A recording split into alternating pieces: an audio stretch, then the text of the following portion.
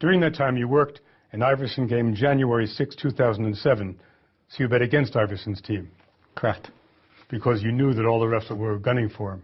This was openly discussed. Openly discussed. And I knew that the other two referees and I sought out to do a little justice of our own. The refs quickly called curious fouls on Iverson, including rarely called fouls for palming. And Iverson still upset about that palming call. They threw his game off, and his team lost. According to the game's announcers, even late in the game, you kept hurting Iverson's team by letting defenders bludgeon him without calling any fouls. Watch.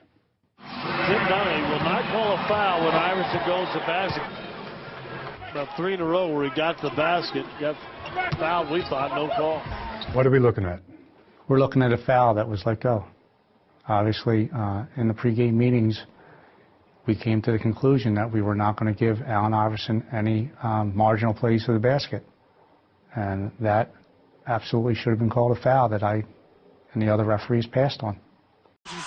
Coming across half court. And now Allen Iverson gets called for another offensive foul, much like the first one that ended up costing him a technical, and this time he's just smiling. Now Derek Coleman's still talking to the ref about wanted a foul on the Bobby Sura play. Didn't get all the way back on the defense, allowing a wide open layup. This isn't a foul here. I mean, this is a no call, or it's a foul against Bob Sura. About 6 seconds. And now they call palming the ball. I'm going to tell you what that was. That was a Steve Jabby. Don't shake your head while you're dribbling the ball to half court when you think you should have got a foul. I agree with you. I'll tell you what's going to happen. I'm going to run this game. That's Steve Jabby right there. Yep, I agree 100%. I mean, he does that every time down the floor. He does that every time he puts it on the floor. Yeah. But that's just Steve Jabby telling Allen that I'm running the show out here, and don't try to show me up by shaking your head wishing you had a call. And now we have the brotherly fans letting Steve Jabby know. Chance of me missing that easy layup like that. I mean, when I went up, he just went around, pulled me like this. That's why the ball was so short. If I'm behind you, how can I see that? Oh, you know you ain't see it though. I mean, I didn't see it, Alan. I can live with that. You know what I mean? If I saw that, I would definitely call it. That sounds easy enough. Pleading his case with Steve Jabby on this play by Chauncey Billups, where he kind of got him in the ribs on the way by. Didn't finish the layup, and is that something that's really called during games very often?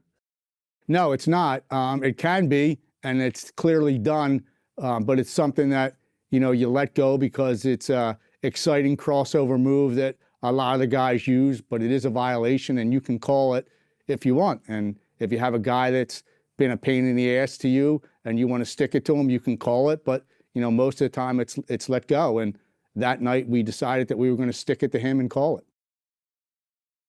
Well, right. On top of all the palming fouls, you were letting other players foul him, and you weren't calling it on them. Right. When he would go to the basket, there were times when, you know, he would get nudged, and you would usually call a foul even if the basket went in, but we were letting all that little stuff go and kind of letting him get roughed up a little bit. Well, I guess at one point, one of the NBA supervisors talked to you and said that they felt that Iverson got the message.